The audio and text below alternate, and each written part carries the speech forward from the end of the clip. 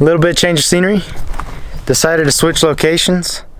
That last spot, it is good. We were seeing big bulls, but we're gonna go ahead and move around and look for some bugling bulls. We think they're gonna be bugling up here, so it's actually way colder up here in the trees, so that should help out a lot. We've been up here before. We've seen some good bulls in this area, and if they're bugling, that's gonna be so cool. We're gonna hopefully get one tonight. So they should be screaming. We know that there's a lot of cows that hang out up here, and our theory is if there's a lot of cows here, then the bulls are gonna be screaming. It's gonna be fun. We need to do better of keeping you guys updated, but today's day 12, morning pretty much over with. Once the sun comes up and everything, they just don't bugle, they bed down. But this is day 12 of actual hunting. It's been a grind. We're gonna keep looking. We saw one last night that looked big, and we heard a bunch of bugles over there, so it will probably be around there tonight. But this is a really good looking spot, and I'm sure they're in here bugling, but for some reason we didn't hear not one bugle this morning, so we'll figure it out. We got plenty of time. Good area, big bulls all over. Let's get them. 9 days left. Yeah, we got 9 days left, so we're good.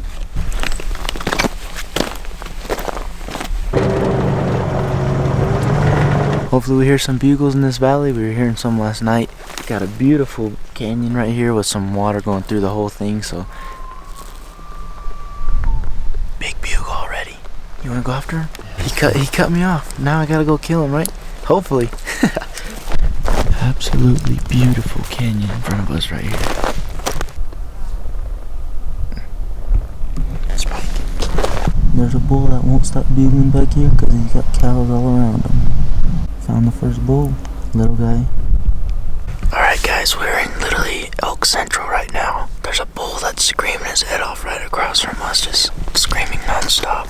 And we've seen probably 8 to 10 cows and a little bull and a spike, so they're everywhere in here. We're just trying to get eyes on this screamer before we full send it, because I mean it's steep, and it'll be a hike and a half, but if he's a big bull, I'd be willing to do it.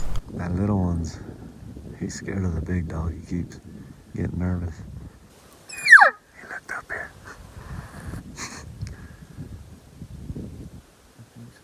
Look at Shanae. Shanae the bull. That's his name. We found a big bull. Huge bull. Yeah, I see him. He was a monster. Is he? Biggest bull we've seen this whole trip by far. No way. Oh yeah. Oh yeah.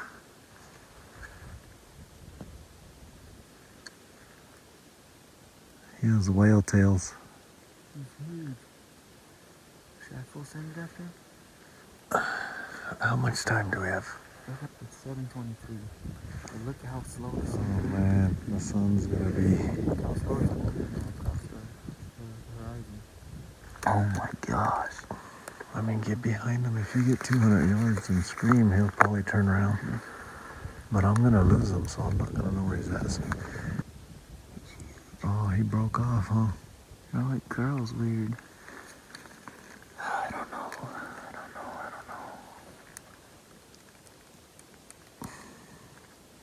If I hit that tree line though, I feel like I could get in on him.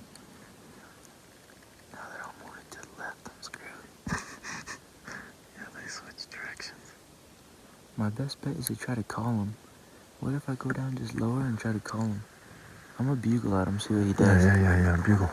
He might come walking this way. He's looking good. Bugle. Dang, he's big. He's big.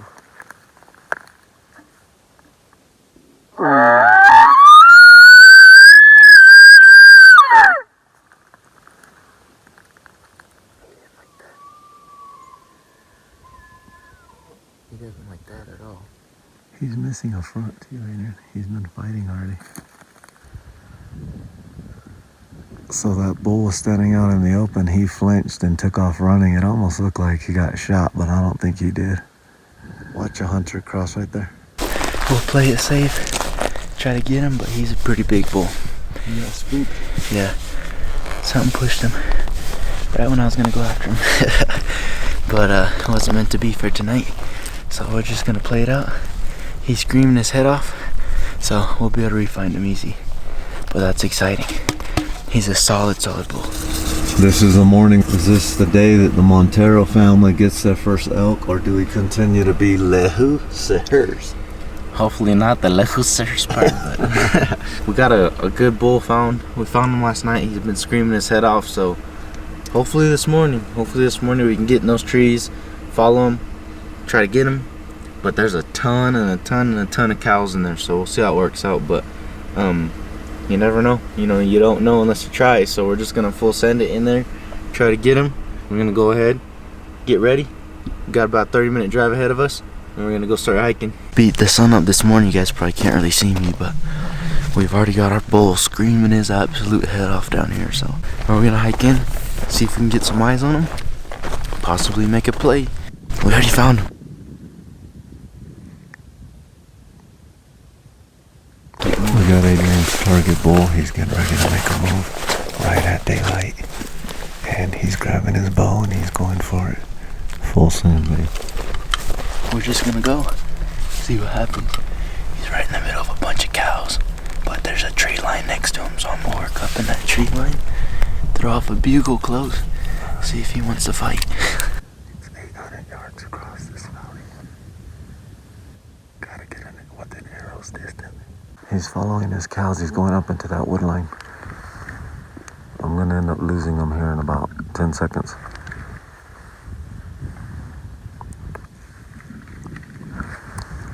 I lost him. So Adrian went on a full send mission. He just said forget it. He was tired of messing around. He went all the way down that valley and across, very steep valley. He said, I'm going for it. That bull is bugling, has about 15 cows around it, but he wants to get within 100 yards or so, maybe 150 yards, and let off a bugle, because that bull is very aggressive right now. Just a massive bull, good character, a couple broken off points. He's been fighting or something, but he wants to get a little bit closer and call him in. We'll see what happens. I found George Washington's false teeth. Check that out. It's beautiful. Alright, more bad news. Adrian he's headed back. I can see him over there. He's headed back. It didn't work out. Those cows, there was a lot of them around that bull, and they just went into some really thick stuff, and he lost them. I can hear him. There he comes. Nice run. What? Nice stalk.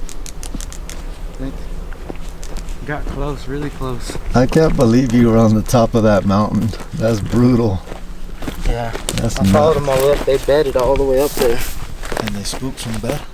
I think so. Yeah, the hike's not bad, to be honest. You're going slow. I was just following them. Dang, I got, crazy close. I followed that bull all the way up. I was probably about 5 minutes late to the open patch he was in this morning. About 5 minutes late, or else I would have just shot him in that open patch.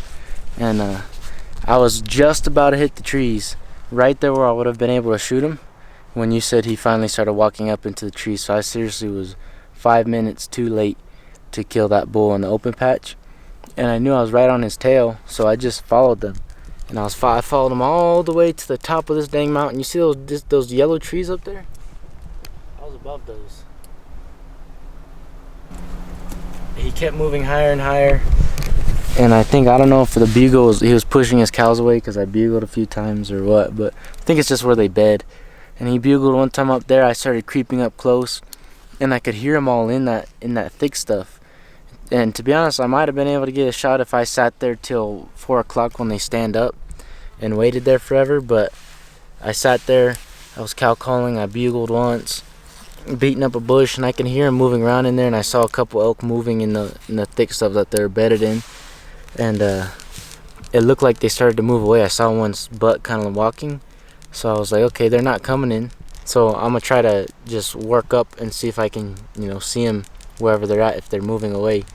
And the wind was blowing down left. I went up left, and I was gonna go try to get above them to look, and there was a spike probably about 10 feet from me. Spike stood there about 10 feet from me, just stared at me, completely just looking at me. And I just stood there and just stood still for probably stare off for like 5 minutes Then he just started walking away like nothing. And then Kara just started feeding. Oh, and before that, I hid behind a log and I was cow calling and I heard one walking at me. A cow walked up probably 8 feet from me. Seriously, I tucked behind the log and it was standing there. I could hear it breathing and stuff. It was so close, and just cow called. It started cow calling looking for me. And then I didn't do nothing back. I just tucked up under the log. It turned around and walked away. I kept going back up, and when I went to their bedding area, I went above and I saw a cow in there. And I froze because the cow was probably 10 yards away. I couldn't see where they're at or nothing. I didn't hear him bugling anymore. He stopped bugling, so I was kind of just wandering at that point. And they busted out. I think because the wind switched, like just barely switched. They busted out. I could hear him, his antlers just breaking all the branches as he's running. And they only ran probably 50 yards and then stopped. I could just hear him walking like they didn't know what it was because I started cow calling at them. And I literally chased them. I was on their tail the whole time, following them from the very top all the way down through these trees. I was watching them. I was above them, following them, literally chasing them. And they didn't care. They were just walking, feeding like normal. I actually got in front of his cows at one point. I didn't know where he was, so I'm over there just trying to get in front of the herd.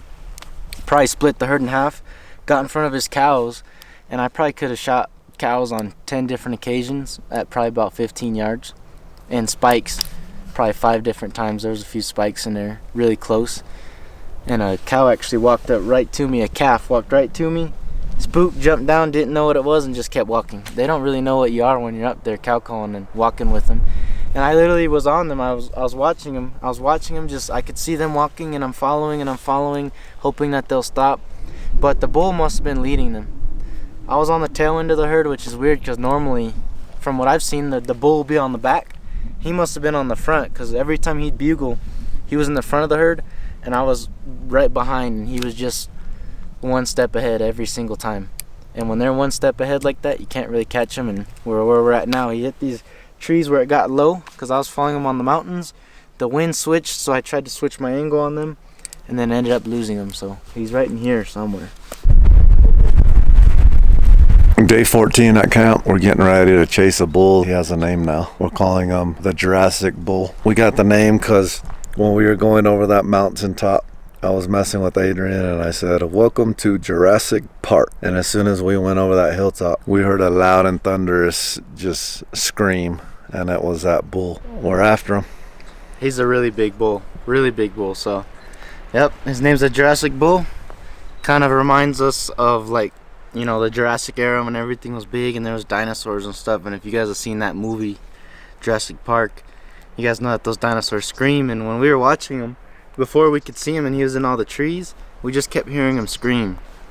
And Senior kept talking about that. He said, "Man, you know, if you never knew that there was bull elk out here and that they did that, you'd seriously think you're hearing like a dinosaur or something and they're screaming." So really big bull, really cool bull, and hopefully we can get it done on him. It's really thick in there though. There's a lot of trees and it's steep country, but if we can make it work, it's one heck of a bull. Our friend, he goes by Joey, but I call him Giuliano. He lent us his time machine, the Mule 3010. It's beautiful. We're going to show you how we set up. We're going to show you how we pack our packs, how we put the bows on there, and how we go out there to no man's land. And we have enough in case we break down or whatever. We have food, and we're going to go do it. There's a storm coming. It's going to rain on us, but that's fine. Hopefully the Jurassic Bull will still be out during the rain, which he will. That'd be cool. Let's do it. Really big bull. Let's do this. This is what my pack has been looking like. So there's my bow. Got that Matthews V3. It's a 27-inch. I actually made a video on this. If you guys watched that, you guys should remember. Did a whole start to finish on what I made. I got a decoy because you never know if we're gonna need it, to be honest. And it just keeps my bow cam from hitting this metal bar. I also put some foam right here. I wrapped up like a towel and taped it up so that metal bar isn't as hard. Everything I need if I kill one. All my pack materials in there. Carry my bino tripod right here. And yeah, I got plenty of knives. I mean, I don't need to open it up and show it just because it's all basic stuff. But if I kill one, I can kind of explain what I had in there as I open it up. But me opening it up and taking everything out right now would be kind of a pain, especially since we're just about to go out and hunt right now. But yeah, this is my pack. I go ahead and I strap it up. I'm gonna do that real quick, show you guys how I strap it, and that's kind of what I carry around. And there it is, all strapped down. Got my bow in there, not going anywhere. My whole pack, everything I need to go shoot one and pack it out.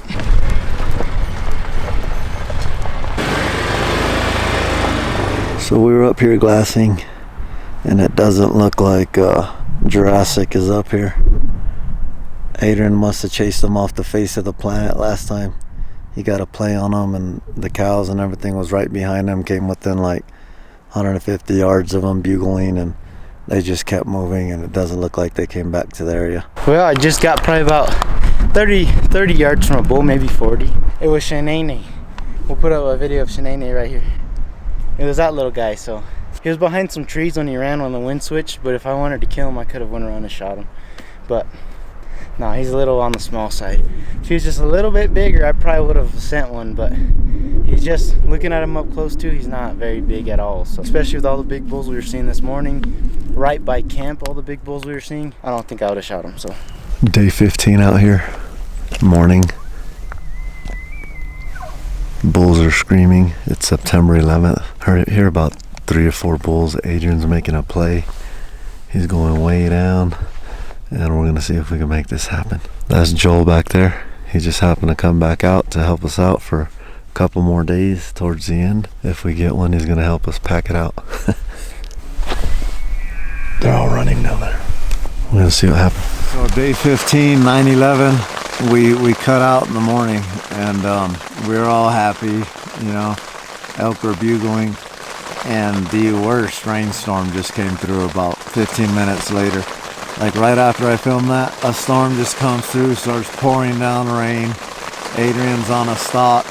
He gets caught out there in the rainstorm. You know, I get caught in it a little bit because I went to try to help him on the stalk, and it just ended up bad. Like, it's just not happening. We can't close out the deal, and that's part of hunting. It's just funny, and we laugh about it, but every moment of this hunt is special. Joel was there with us. Big white clouds, they turn black. Lightning, storms. Grabbed the camera, threw it into, you know, an area where it wouldn't get wet, and now we're just sitting it out in the tent.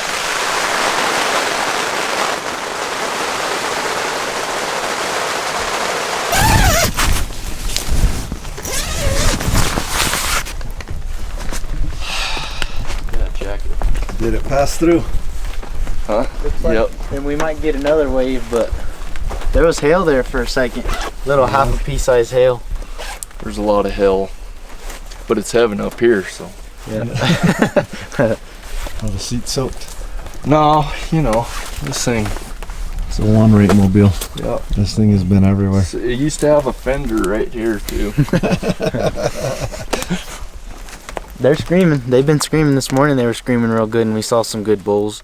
Got a really nice bull spotted back in some wilderness area, and got a bunch of good bulls all in these rolling hills. So we got plenty of options and plenty of opportunities if they're going to be screaming. So hopefully we can make it happen. And if they're within 100, no. I don't know about 100, but I'll say 80 yards. Camping will be fun, they said. But what I really want to know is, how in the heck is this guy dead asleep? It's showtime. So we're gonna make it happen this morning. We are. There's Joel's tent. So Joel's leaving today. He's been out here total of what, like 5 days with us or something? Yeah. 4 or 5 days? Yep. We appreciate the help. He's been an extra set of eyes, and we were hoping to get something so he could help us pack it out. The one-rate mobile. Looking good, getting us anywhere we need to go. Day 16 evening. Joel and I are up here glassing for Adrian. He's making a play. I'll show you guys right now how far it is, but he's way across the valley. And we got a bunch of cow elk that are bedded down that we've been watching all day. We saw them this morning, and they had a big bull following them, so the big bull's within them somewhere. They're bedded down, and he's on top of the hill. So Adrian went all the way around. He went across the top, and he's in that tree right there. We're hoping that the elk walk up this little path and right next to those trees, followed by the bull. If that happens, then the plan will work. We're hoping they cross here, across that ledge, and then they go up and over right by him. If that happens, then best play ever. But who knows? They could go that way, they could go anywhere, but we're hoping they go that way. What do you think, Joel? Sounds like a plan. 4 days left after today, and hopefully we can make it happen. We've been out here grinding, putting in the miles on our boots, and we just haven't had a chance to make it happen. Well, we've had chances, we just haven't made it happen. This is big country. There's elk that are very far, and it's hard to make plays on them. You see them on the hillsides of mountains 2-3 miles away in some cases, and you got to make a move on them, and it's pretty hard to do. A lot harder than we thought. Adrian, I told you should have been down by that white patch. Go start work your way down. He's starting to work down towards that white patch. He's 50 yards from that white patch. All right, Joel, thank you for coming out and helping. You're welcome. Probably 4 or 5 days you came out and helped, so that's awesome. Yep. When you're out here hunting, we've been out here, I think, 16 days. It's always good just to have extra set of eyes, someone to come and talk to and stuff, so we really appreciate it. And once again, this is the owner of One Rate Gear. He's been supporting the channel for many years now, helping us out. We've been helping him out, and we've become good friends in the end. And if you guys want to support the company and the channel, go ahead and use promo code SinCity. We'll get you 10% off all of your camo needs.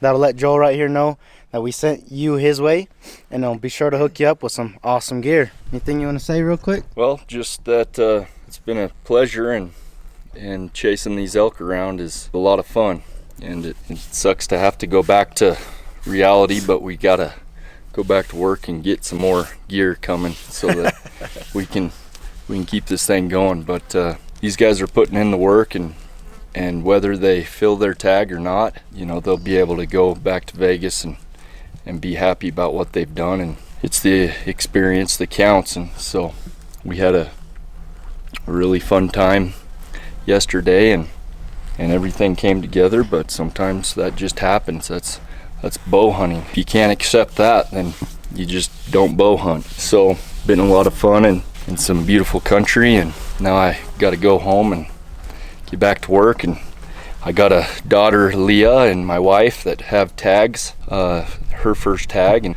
we'll spend some time with the family. And you know, this is just what it's all about. And to be up here with a senior during 9/11 and hunting with him, and you know, all that this guy's sacrificed for me and for all of us, it's a pleasure. So I'm just grateful that I'm able to do it. All right, Joel. Appreciate you coming out and helping out. Joel, we'll have to do it again sometime soon, yeah, for sure. We will. You guys got a few more days, and I think that these are going to be your best days. So How'd you keep your beard so nice out here? my beard just stays this way all the time. I know. All right, thanks for following along. Joel's out of here. This is probably the end of one video, and then we're going to a new spot because we pretty much ran the elk out of this area, and there's been a lot of traffic up here all of a sudden because the mule deer tag opened for the youth. So we'll let the youth have their fun. There's a lot of deer in this area. We're gonna go to an elk spot we know that's really secluded for the next 3 or 4 days, and that'll be it. We'll keep you posted on everything. All right, so if you guys have been keeping along on our elk hunt so far, we're on day 16, I think, of hunting so far. 17. Is it 17? 17. Day 17 of hunting so far, so that's insane. Well, and way to 21. Yep, so I really do appreciate you guys for watching. Thank you guys all for the support. You know, in these hunts, they're tough, especially out here running around these mountains. We've probably hiked well over 50 miles that we've been out here so far, probably pushing 70 now. And it's all gonna be worth it though if we could punch this tag. You guys know not everything works as planned sometimes, but it's just part of the game. But love you guys for supporting. Thanks for watching, and I'll see you outdoors.